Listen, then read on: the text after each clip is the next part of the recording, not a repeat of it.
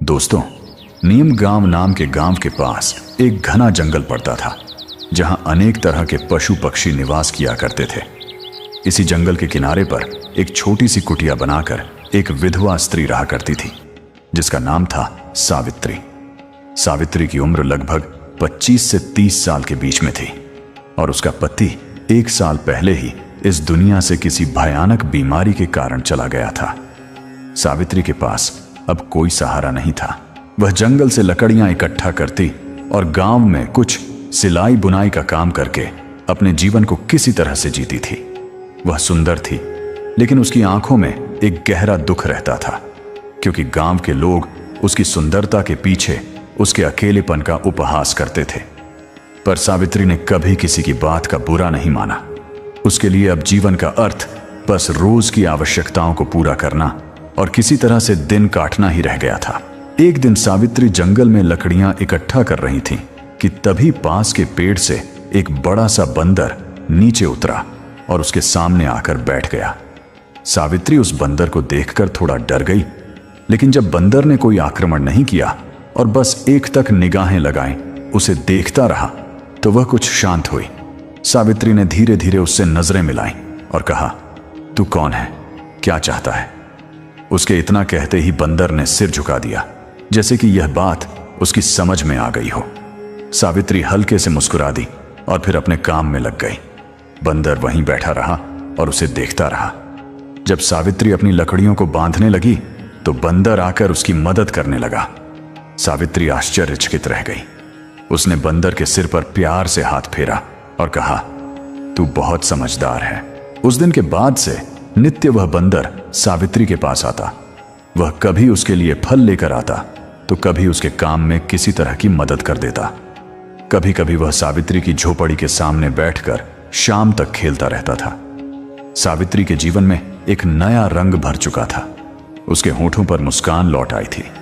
इसी तरह समय बीतता गया और सावित्री बंदर के बीच एक अनोखा रिश्ता पनपने लगा। सावित्री जब भी अकेली होती तो बंदर उसे हंसाने की कोशिश करता था। जब वह उदास होती तो वह उसके पास आकर उसके कंधे पर सिर रखकर बैठ जाता था। अब सावित्री भी उसे अपने परिवार का एक हिस्सा मानने लगी थी। एक रात सावित्री अपनी झोपड़ी के बाहर बैठी थी। चांदनी रात का वह आनंद ले रही थी कि तभी उसने देखा बंदर पास ही एक पेड़ की डाली पर बैठा उसे देख रहा था। सावित्री ने उसकी ओर देखा और मुस्कुरा दी। तू मेरे साथ हमेशा रहेगा ना? सावित्री ने पूछा।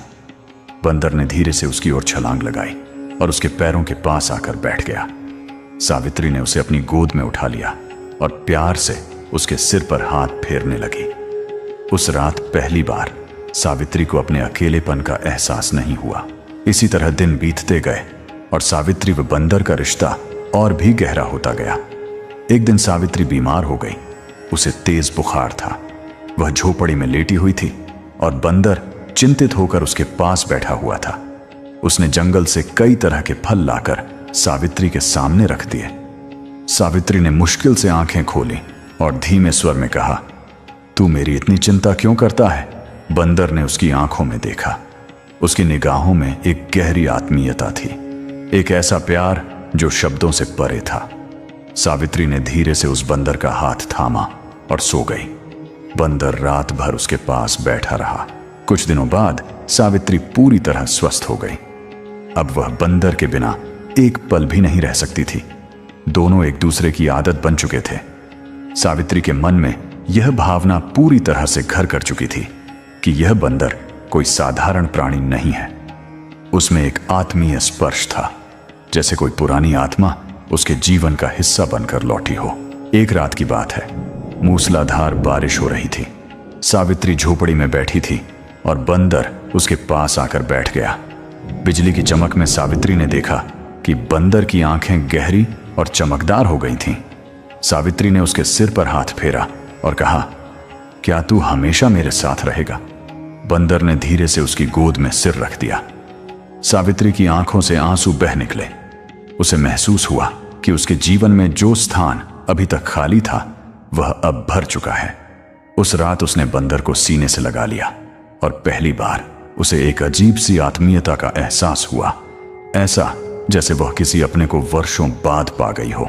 इसी तरह समय बीतता रहा, लेकिन अब सावित्री को अपने शरीर में एक अजीब परिवर्तन महसूस होने लगा।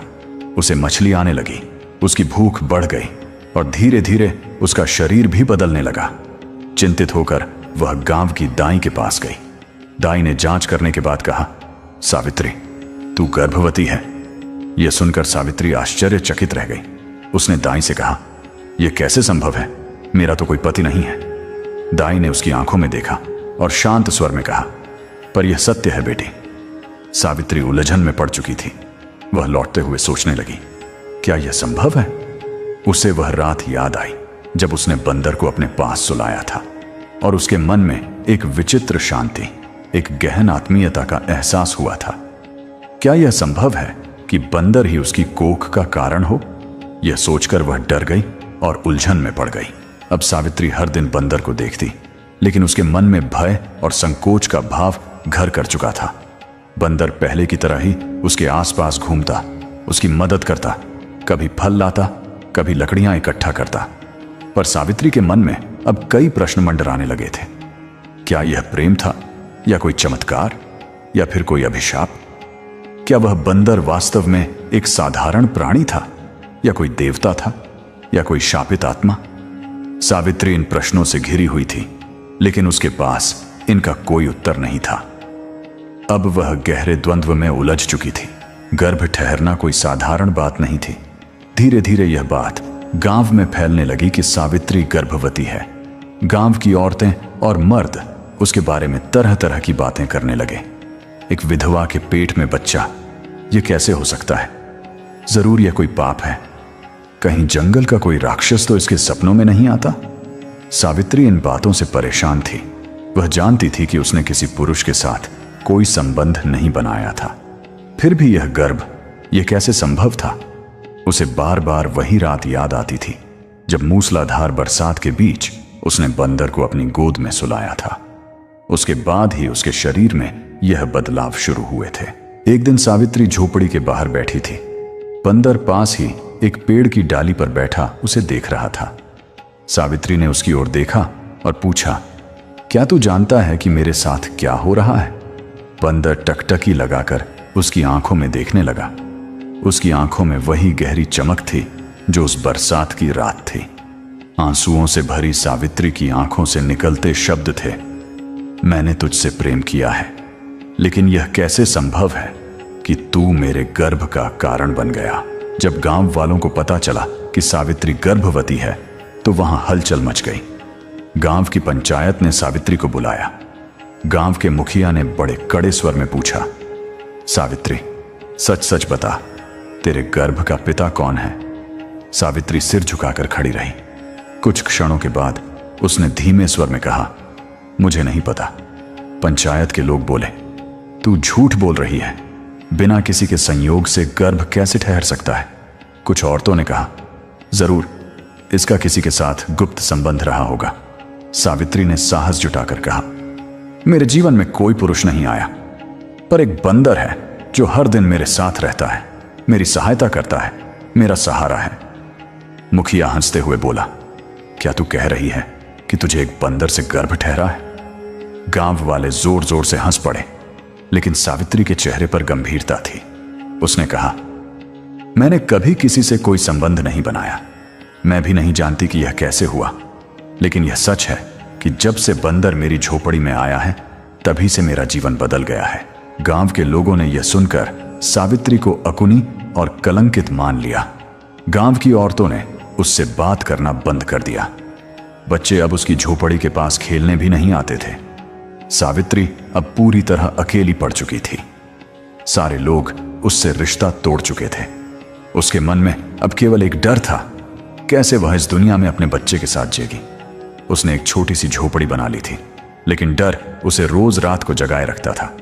वह जागती रहती, अपने पेट पर हाथ फेरती और महसूस करती कि उसके गर्भ में पल रही संतान की हरकतें बढ़ रही हैं। फिर भी उसका मन असमंजस में था, बेचैन था। एक दिन वह अकेली झोपड़ी में थी, तभी वही बंदर आया। धीरे से उसके सामने घुटनों पर सिर रख दिया। सावित्री ने उसकी आंखों में देखा और पूछा, क्या तू मुझसे कुछ छिपा रहा है? बंदर ने उसकी आंखों में गहरी नजर डाली। अचानक उसकी आंखों से आंसू टपक पड़े। सावित्री चौंक उठी। तू रो रहा है? बंदर ने धीरे से उसका हाथ पकड़ लिया। सावित्री ने महसूस किया कि इस मूक प्राणी में भी एक गहरी आत्मीयता छिपी है, पर इससे पहले कि वह कुछ और समझ पाती, बंदर अचानक उठ खड़ा हुआ और जंगल की ओर चल पड़ा। सावित्री ने आवाज लगाई, कहां जा रहा है? रुक! लेकिन बंदर ने पलट कर तक नहीं देखा। सावित्री आश्चर्यचकित होकर वहीं बैठ गई। अगले दिन गांव में एक सिद्ध महात्मा आए। लोगों ने महात्मा जी को सावित्री की स्थिति के बारे में बताया। महात्मा ने सावित्री को अपने पास बुलाया। महात्मा जी ने उसकी ओर देखा और कहा, तेरे गर्भ में जो संतान पल रही है वह कोई साधारण बच्चा नहीं है। यह किसी विशेष आत्मा का परिणाम है। क्या तुझसे कोई पशु जुड़ा है? सावित्री ने सिर झुकाकर धीरे धीरे कहा, हाँ, एक बंदर मेरे जीवन में आया था। वह मेरी देखभाल करता था, लेकिन अब वह चला गया है। संत ने गहरी सांस लेते हुए कहा, यह कोई साधारण बंदर नहीं था, यह एक दिव्य आत्मा थी। किसी अर्षि के श्राप के कारण उसे बंदर का रूप मिला था, पर जब उसने तुझसे प्रेम का अनुभव किया तो उसका श्राप टूट गया। सावित्री विस्मय से साधु महाराज की ओर देखने लगी। क्या यह संतान सच में दिव्य है? साधु महाराज ने गंभीर स्वर में कहा, हाँ, यह संतान मनुष्य और पशु के प्रेम की संतान है, लेकिन इस संतान के जन्म के साथ ही एक बड़ा संकट भी आएगा। यह संतान अपने अस्तित्व के लिए कठोर संघर्ष करेगी। सावित्री ने भय से कांपते हुए पूछा, यह कैसा संकट है महात्मा जी? साधु ने उत्तर दिया, यह संतान विशेष शक्तियों से संपन्न होगी, पर उसे पाने के लिए अंधकार की शक्तियां भी सक्रिय हो जाएंगी। तुझे अपनी संतान की रक्षा के लिए हर संभव प्रयास करना होगा। सावित्री की आंखों में डर और आशंका साफ झलक रही थी। उसने पूछा, लेकिन वह बंदर कहां गया? साधु महाराज ने कहा, वह अब अपने वास्तविक स्वरूप में लौट चुका है। उसने देवत्व को प्राप्त कर लिया है, पर जब संकट आएगा वह अवश्य लौटेगा और तुझे सहायता करेगा। इस तरह धीरे धीरे समय बीतता गया। सावित्री के गर्भ का आकार बढ़ता गया, लेकिन गांव वाले अब भी उसे संदेह की दृष्टि से देखते थे। लेकिन सावित्री के मन में अब एक नई शक्ति आ चुकी थी। उसे पूरा विश्वास था कि वह अपने बच्चे की रक्षा कर सकेगी। एक दिन सावित्री जंगल में लकड़ियां इकट्ठा करने गई। तभी अचानक घने पेड़ों के बीच से एक डरावनी आवाज आई।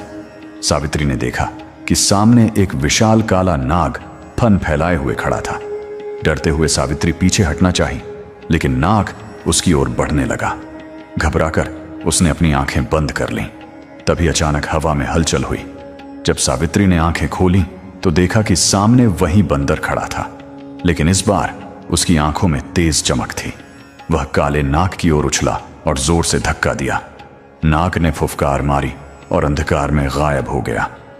सावित्री कांपती हुई बंदर की ओर देख रही थी। बंदर ने उसकी आंखों में देखा कि वही आत्मीयता झलक रही थी, लेकिन इससे पहले कि सावित्री कुछ कह पाती, बंदर फिर से जंगल की ओर भाग गया। सावित्री अब समझ चुकी थी कि उसका गर्भ कोई साधारण संतान नहीं था, बल्कि वह एक दिव्य शक्ति का प्रतीक था जो उसके गर्भ में पल रही थी। बंदर का अचानक प्रकट होना और नाग से उसकी रक्षा करना इस बात का प्रमाण था कि कुछ बड़ा घटित होने वाला था। फिर भी सावित्री के मन में संशय था। क्या वह बंदर सचमुच एक दिव्य आत्मा था? अगर वह किसी अर्षि का अवतार था तो वह मुझसे दूर क्यों चला गया? और वह नाग, वह कौन था? इन अनसुलझे प्रश्नों के कारण सावित्री के मन में बेचैनी बढ़ती जा रही थी। गर्भ का समय अब पूरा होने वाला था। सावित्री का शरीर भारी हो गया था और उसे चलने फिरने में कठिनाई होने लगी थी। गांव की औरतें अब भी उससे दूरी बनाए हुए थीं। सावित्री के लिए एक एक दिन काटना बहुत कठिन हो रहा था। एक रात तेज आंधी आई। आसमान में बिजली कड़क रही थी। सावित्री अपनी झोपड़ी के भीतर अकेली बैठी थी। तभी उसे अचानक लगा कि झोपड़ी के बाहर किसी के चलने की आहट हो रही है। उसने धीरे से दरवाजा खोला तो देखा एक काले कपड़े में लिपटा हुआ व्यक्ति उसकी झोपड़ी के सामने खड़ा था। कौन हो तुम? सावित्री ने डरते हुए पूछा। वह व्यक्ति धीरे से अपनी ओर हाथ बढ़ाते हुए देखा। उसके हाथ में एक लंबा त्रिशूल था। उसके चेहरे पर एक अजीब सी चमक थी, लेकिन उसकी आंखों में क्रूरता छलक रही थी। तूने जो गर्भ धारण किया है वह साधारण नहीं है, वह शक्ति का प्रतीक है। मैं उसे लेने आया हूं, वह व्यक्ति बोला। सावित्री घबराकर पीछे हट गई और पूछा, कौन हो तुम? वह व्यक्ति जोर से हंसा। उसकी आवाज गूंज उठी, मैं राक्षस कालकेतु हूं। उस दिव्य आत्मा ने तुझे गर्भवती किया है। वह मेरा शत्रु है। उस संतान को जन्म लेने से पहले ही नष्ट कर देना होगा। यदि उसे जन्म लेने दिया गया तो सृष्टि का संतुलन बिगड़ जाएगा, कालकेतु ने दहाड़ते हुए कहा। सावित्री कांपते हुए अपने गर्भ पर हाथ रखकर बोली, तुम मेरी संतान को कोई नुकसान नहीं पहुंचा सकते। लेकिन कालकेतु जोर से ठाका लगाते हुए बोला, मुझसे बचना असंभव है। वह सावित्री की ओर बढ़ा ही था कि तभी जंगल के भीतर से एक गर्जना हुई। सावित्री की नजरों के सामने अंधेरे में दो चमकीली आंखें जल रही थीं। काले बादल की तरह एक विशाल आकृति प्रकट हुई। वही बंदर था। वह बंदर एक छलांग लगाकर सीधे राक्षस कालकेतु के सामने आ खड़ा हुआ। उसकी आंखों में अग्नि जल रही थी और उसके शरीर से तेज प्रकाश की किरणें फूट रही थीं। कालकेतु ने त्रिशूल उठाया और बंदर की ओर बढ़ाया, लेकिन बंदर गर्जना करते हुए उस पर छलांग लगा दिया। दोनों के बीच भीषण युद्ध छिड़ गया। सावित्री डरते हुए अपनी झोपड़ी के द्वार पर खड़ी सब कुछ देख रही थी। बंदर ने अपनी लंबी पूंछ से कालकेतु के त्रिशूल को मजबूती से पकड़ लिया और उसे जोर से हवा में उछाल दिया। कालकेतु क्रोध में फूटा और तेजी से बंदर पर प्रहार करने लगा, लेकिन बंदर बड़ी चतुराई से उसके हर वार को टालता रहा। फिर अचानक बंदर ने पूरी ताकत से कालकेतु के सीने पर एक भयंकर प्रहार किया। कालकेतु जमीन पर गिर पड़ा और दर्द से कराहने लगा। तभी आकाश में बिजली कड़कने लगी और चारों ओर दिव्य प्रकाश फैल गया। कालकेतु का शरीर जलने लगा, धुएं में बदलकर धीरे धीरे अदृश्य हो गया। वह बंदर सावित्री की ओर देखने लगा। उसकी आंखों में गहरी शांति और करुणा थी। डर से कांपती हुई सावित्री ने फुसफुसाया, तू कौन है? बंदर धीरे धीरे उसकी ओर बढ़ा, अपनी नरम हथेली सावित्री के हाथों में रख दी।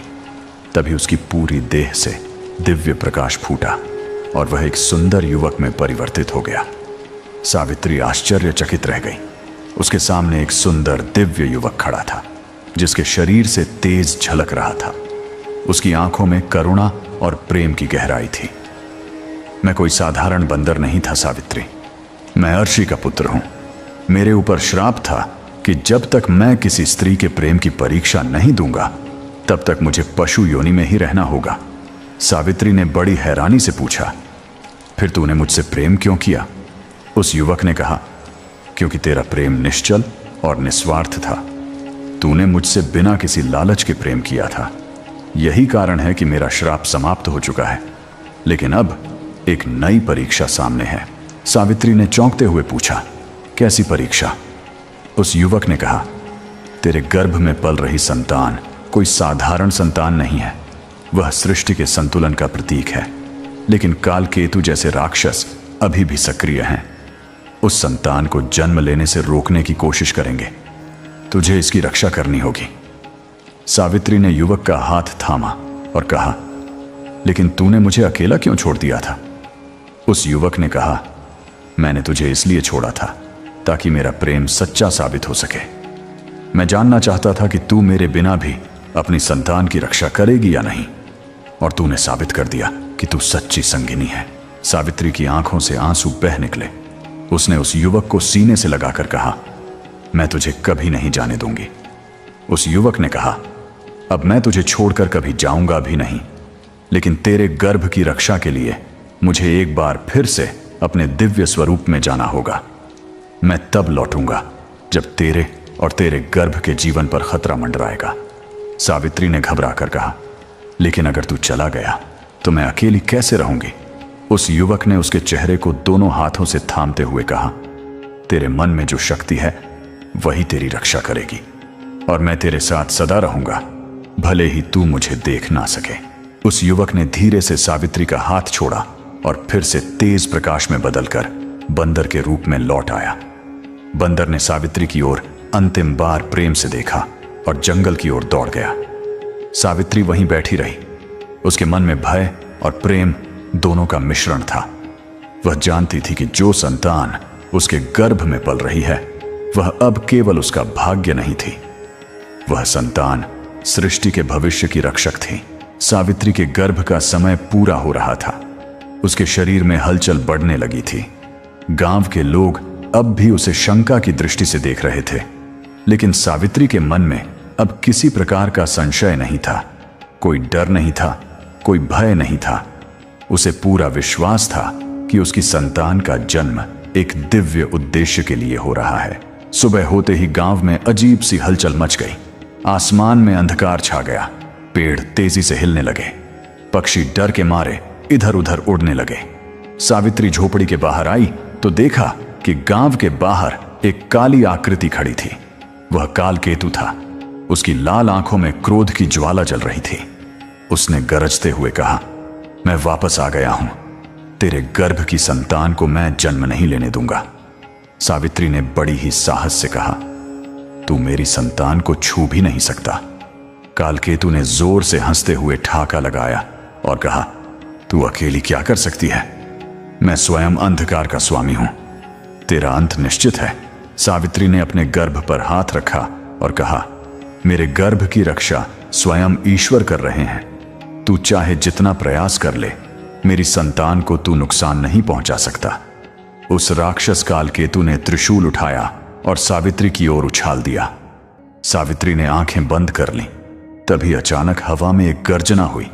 सावित्री ने देखा कि सामने वही बंदर खड़ा था। उसकी आंखों में अग्नि की ज्वाला निकल रही थी। बंदर ने छलांग लगाकर त्रिशूल को हवा में पकड़ लिया और उसे कालकेतु की ओर फेंक दिया। त्रिशूल कालकेतु के सीने में जाकर धंस गया और कालकेतु दर्द से चीख उठा। बंदर ने कहा, कालकेतु, तेरा अंत अब निश्चित है।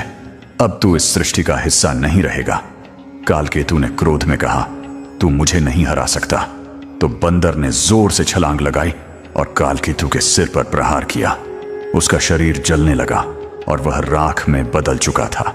सावित्री ने देखा कि बंदर अब धीरे धीरे उसके पास आ रहा था। उसकी आंखों में प्रेम और शांति का भाव था। बंदर ने उसके हाथ को छुआ और कहा, अब तुझे अपने भाग्य का सामना करना है। सावित्री ने अचानक तेज पीड़ा का अनुभव किया। वह जमीन पर जाकर बैठ गई और बंदर ने उसके सिर पर हाथ रखा। सावित्री को लगा जैसे एक दिव्य शक्ति उसके भीतर प्रवेश कर रही हो।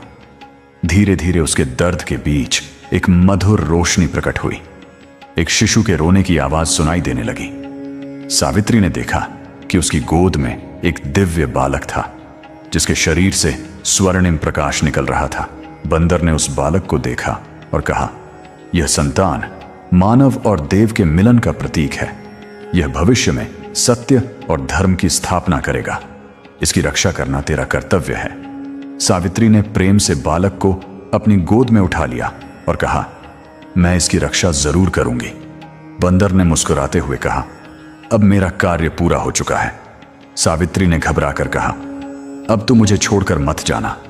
तो बंदर ने कहा, अब मुझे अपने वास्तविक स्वरूप में लौटना है, लेकिन तुझे मेरी आवश्यकता होगी। मैं अवश्य लौटूंगा। सावित्री ने उस बालक को अपनी गोद में उठा लिया और कहा, मैं जानती हूं कि तू मुझे कभी अकेला नहीं छोड़ेगा। बंदर ने उसकी ओर प्रेम से देखा और धीरे धीरे स्वर्णिम प्रकाश में लुप्त हो गया। सावित्री ने आसमान की ओर देखा और महसूस किया कि अब उसका जीवन एक नई दिशा में बढ़ चुका था। गांव के लोग जो पहले सावित्री को कलंकित मानते थे, अब उसे देवी की तरह पूजने लगे थे। सावित्री ने अपने पुत्र का पालन पोषण अत्यंत प्रेम और साहस के साथ किया। उसे विश्वास था कि जिस दिन उसके पुत्र के सामने कोई संकट आएगा, उस दिन वही दिव्य बंदर उसके सहारे के लिए लौट आएगा। बंदर का प्रेम अब सावित्री के जीवन का अभिन्न हिस्सा बन चुका था। इस तरह से यह कथा प्रेम और दिव्यता का प्रतीक है, जो युगों युगों तक लोगों को प्रेरित करती रहेगी।